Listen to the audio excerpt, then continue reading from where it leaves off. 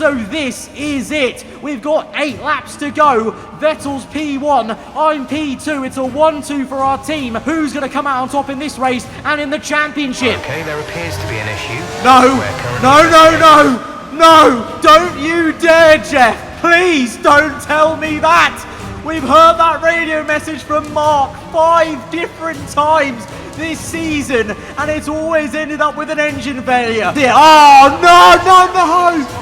And the engine's given out again!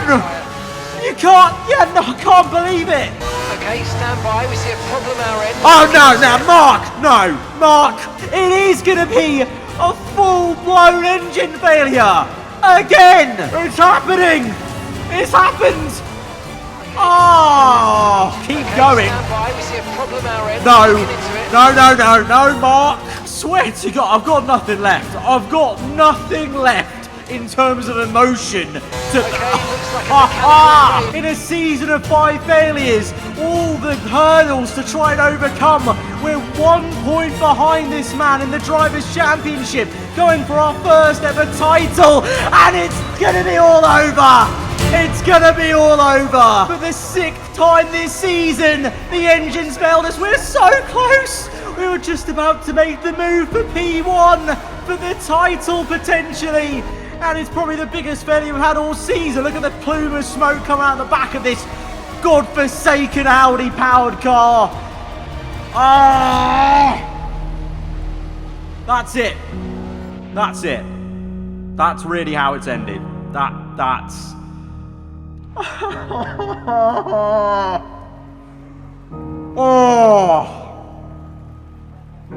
Championship's over, boys. That's it. How does anyone possibly come back from a devastating season like that? A season with 6 engine failures in 16 rounds and another failed attempt of getting a Drivers' World Championship over the line. Losing the title in the final race when you and your teammate were separated by 1 point, on the brink of glory, on the brink of overtaking said teammate for the championship leads. It's a question many Formula 1 drivers have had to ask themselves over the years when they have lost their respective title fights. And it's a question that gets answered by the nature of Formula 1. Every new winter break and season, every point gets reset to 0. Everyone starts from the same point again, and you go again. And with that, hey, what's up, guys? Aarava here, and welcome back to my F1 22 My Team Career Mode. This is the pre-season episode for season number 5. We took a small recess at the end of season 4 and even travelled back in time for a historical My Team Career Mode season in 2007. But we're back now on the current F1 game for a brand new season and a chance to write a brand new story. And as you probably could have guessed from how last season went and my stern words at the end of the Abu Dhabi Grand Prix, we are of course parting ways with Audi. They brought us a lot of joy and success as a team owner, but as an individual driver, a lot of pain. But Sebastian Vettel was able to get 2 more Drivers' World Championships driving for Audi, so it's no surprise that he has decided to stick with the Audi brand and will also be departing the team. So that opens up the door for us for a brand new power unit, a brand new technical partnership, and also a brand new teammate. And over the winter break, a new blueprint and master plan has been formed. And the first domino of that plan is signing the young and upcoming Yuki Tsunoda to our team. The Japanese driver is going to be parting ways from Red Bull Racing, and this is in order to grease the wheels of Red Bull's current engine supplier, Honda, to get them in the back of our car. Honda were the first power unit we chose in this very series in Season 1, and I'm hoping that return to the manufacturer could bring some good luck and push away the PTSD of multiple engine failures in a single season. But this is also part part of a bigger picture. This team, of course, on this F1 22 game is familiar with working a deal out with Red Bull Racing, but this time round in Season 5, we're a lot stronger than we were in Seasons 1 and 2. We're a real threat to Red Bull in the championship, but they wanted to make space for a signing they've had an eye on. So in order to facilitate that, we have agreed to sign Tsunoda away from them to give them that open seat to go out and sign whoever they've got their eye on, and in return they will not kick up a fuss about Honda supplying one of their main rivals in the championship. But for us, getting Honda into the back of our car is much more than just having a competitive engine. It also sweetens the deal for an iconic brand to return to Formula 1 in partnership with a former F1 world champion. Jenson Button, one of the founders of Radford Motors, a company that at the moment specializes in coach building for retro Lotus sports cars. And via Jenson's good relationship with Honda, Radford Motors and Lotus, I present to you the return of Lotus into Formula 1. Yep, the iconic Lotus 25 livery is back in Formula 1 on a modern chassis. The Lotus 25, winning 14 races out of the 49 it entered, was able to secure 2 Constructors' Championships for Lotus and 2 Drivers' World Championships for Jim Clark, a driver who is revered as one of the best Formula 1 drivers in history, and his name and 2 world championships will be honoured on the side of our car. A lot of different variables and moving parts that make up this story of Lotus's return to Formula 1, and hopefully it's going to be a pretty special one indeed. Jenson Button will act as an advisor to this team for this season, and there could be an even more special surprise involving him later on in the season as well. But right now we begin and launch this team alongside Yuki Tsunoda, who's 94 rated now with our personnel facility, so very decent, still room to grow as well. And of course he was able to get a race win last season for Red Bull, did take the fight to Albon, especially in the first half of the season when he had a very slow start. So I think we've got one very handy and decent driver alongside us. And in terms of our other aesthetics this season, we've got a very naughty little number for a race helmet, I think. It's my classic helmet, but with a retro vibe, with some rust added and the retro goggles as a little nod to Jim Clark's era of Formula 1. So as we look ahead to Season 5, then let's take you through the brand new calendar for this new season. Once again, we're going down under for that classic start to the season and Albert Park for the Australian Grand Prix before moving to Bahrain again for round 2. But then the introduction and the addition of China back on the F1 calendar for round 3. We then go to the European portion of this season, kicking things off with Monaco to Austria, Belgium, the 2 back-to-back Italian Grand Prix at Monza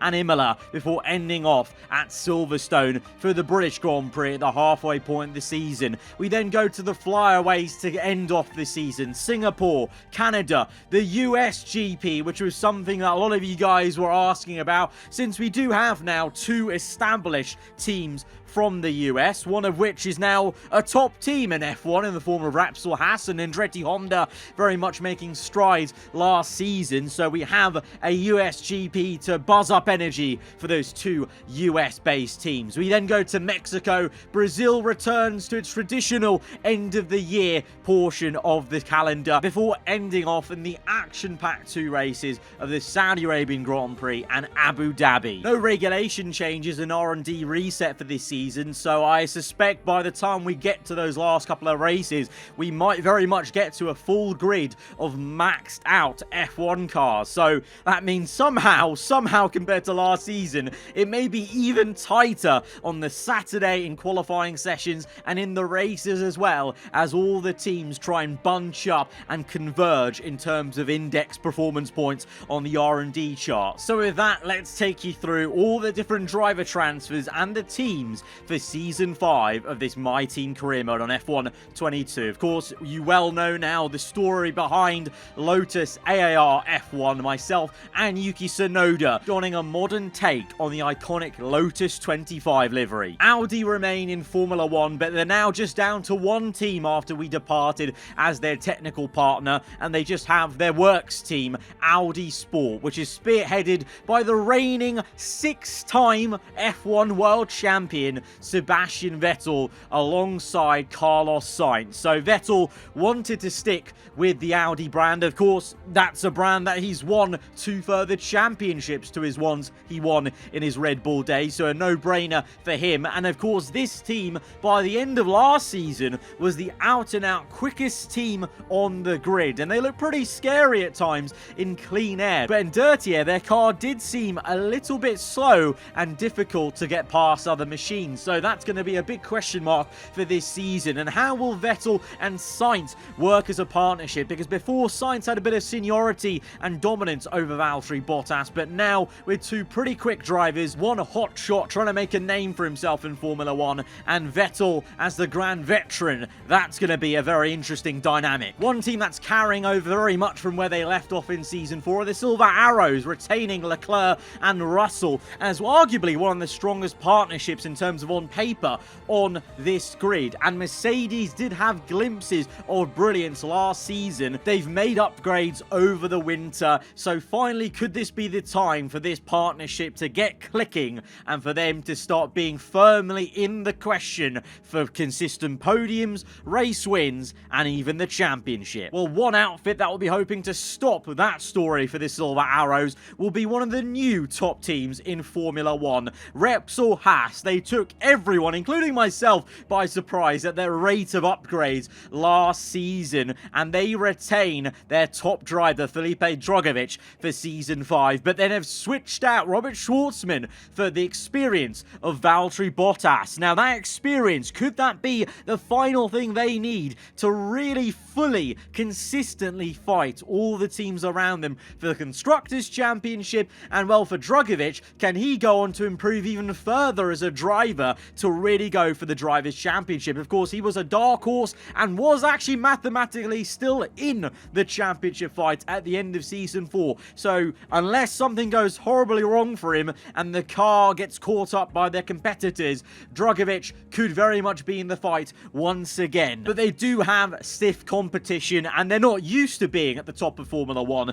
As I said, Mercedes seem to have been upgrading over the winter, and another team that has been upgrading over the winter is Vodafone McLaren Mercedes, who have lost their lead and star man, Lando Norris. Having been arguably the most consistently quick car over the course of Season 4 and still failing to get into the fight for the Constructors and Drivers' Championship by Abu Dhabi, Lando Norris has had enough of McLaren and has jumped ship. McLaren have gone for Oscar Piastri to replace him, as their real-life signing for 2023 is here now virtually in the game for Season 5, alongside the Frenchman Pierre Gasly. Now, Gasly and Norris's relationship clearly did not work well. They took each other out at Jeddah, taking out Lando Norris in the Drivers' Championship going into Abu Dhabi. So let's see if this partnership can work a little bit more harmoniously, and can they actually finally make the most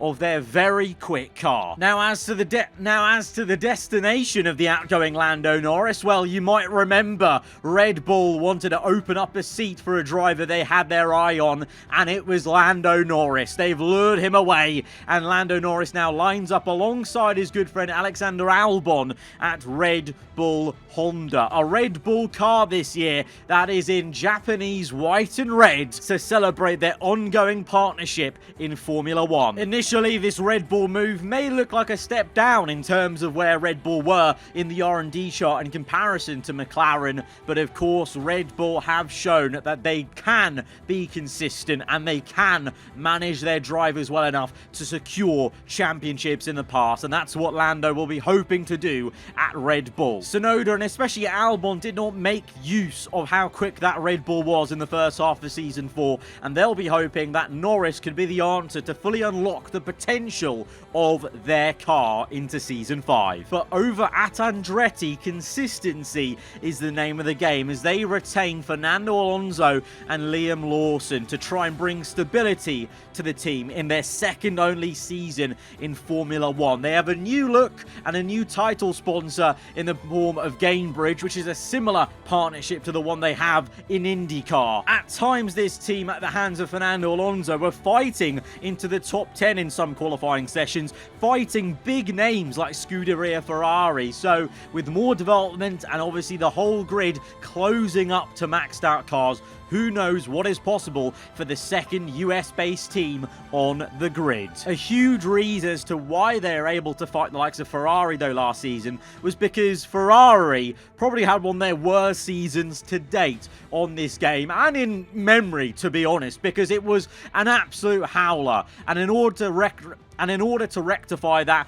and re-energize the team, Ferrari have signed Max Verstappen to the team alongside Mick Schumacher. A massive coup and a massive steal away from Renault. Verstappen fed up with a disastrous move to the yellow outfit. Really didn't go the way he wanted it to. And now instead he's put his faith in one of the founding fathers of Formula 1 and hopes that he can take this team back to where they rightfully should be at the sharp end of Formula 1. One could argue even last season Ferrari may have done better with a driver of Verstappen's caliber, and that's what they're betting on, and Verstappen's betting on Ferrari being able to finally catch up to the guys ahead as we all reach maxed out cars at the end of the season, and hopes that he can try and make a surprise championship campaign bid.